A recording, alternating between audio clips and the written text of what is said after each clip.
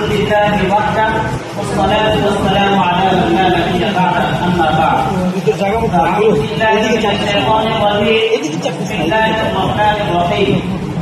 كنتم خير أمة أخرجت للناس تأمرون بالمعروف وتنهون عن المنكر وتؤمنون بالله.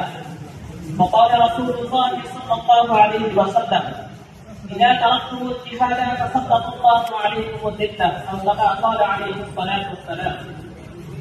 জামিয়া ইসলামিয়া মুহাম্মাদিয়া শাকুল মাদ্রাসা মুহাম্মাদিয়া সালাতাল্লাহ কর্তৃক আয়োজিত শাবানা সূরা অনুষ্ঠানের সম্মানিত সভাপতি, অধিষ্ঠ বিচারক মণ্ডলী, সুদক্ষ পরিচালক ও অনুষ্ঠানের উৎকৃষ্ট অপারকার অত্যন্ত অঞ্চল থেকে আগত আপনার প্রিয় সবাইরা, সকলকে আমার আন্তরিক শুভেচ্ছা ও অভিনন্দন। আজকে আমার আলোচনার বিষয় হচ্ছে মুসলিম জাতির উন্নতি, অধঃপতন এবং ফিলিস্তিনি বাইরের কান্না। আল্লাহ যদি তৌফিক দান করে তাহলে উক্ত বিষয়ে সংক্ষিপ্ত করে আলোচনা করার চেষ্টা করব ইনশাআল্লাহ। ওয়া তাওফীক ইল্লা বিল্লাহ। মুহতারাম হাজিরিন, ইসলাম ধর্মের অনুসারীদের নাম হলো মুসলিম। মুসলিম জাতির পিতা হলো হযরত ইব্রাহিম আলাইহিস সালাতু ওয়াস সালাম। তিনি আমাদের নাম মুসলমান রেখেছেন। যেমন আল্লাহ তাআলা ইরশাদ করেন, মিল্লাত আবিকুম ইব্রাহিম ওয়া সাম্মাকুমুল মুসলিমিন। যে মুসলিম জাতির সন্তানের ইতিহাস ঐতিহ্য রয়েছে নবী করিম সাল্লাল্লাহু আলাইহি ওয়াসাল্লামের যুগ থেকে, এমনকি তার পূর্বের যুগ থেকে। মুসলিম জাতির সম্পর্কে আল্লাহ তাআলা ইরশাদ করেন, কুনতুম খায়রা উম্মাতিন উখরিজাত লিন-নাস তা'মুরুনা বিল-মা'রুফি ওয়া তানহাউনা 'আনিল মুনকারি ওয়া তু'মিনুনা বিল্লাহ। তোমরা হচ্ছে উত্তম জাতি, মানব জাতির কল্যাণের জন্য তোমাদেরকে সৃষ্টি করা হয়েছে।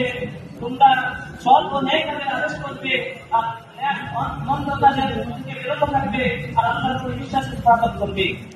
সম্মানিত সুধী, শ্রেষ্ঠ জাতির তিনটি বৈশিষ্ট্য: আমর বিল মা'রুফ, নাহি আনিল মুনকার, ঈমান বিল্লাহ।